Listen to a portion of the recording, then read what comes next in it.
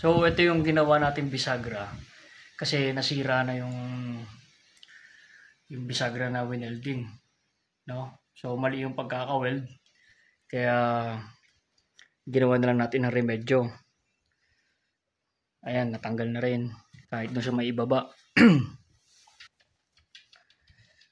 So nilagyan natin ng bisagra and then dinagdagan natin ng rivet kasi supposedly dapat ano lang yan, itong dito, itong tig-tatlo lang yan. But ang problem kasi mabigat yung ano natin, yung pinto, purong bakal. So wala pa siyang glass. Mas lalo siyang bibigat.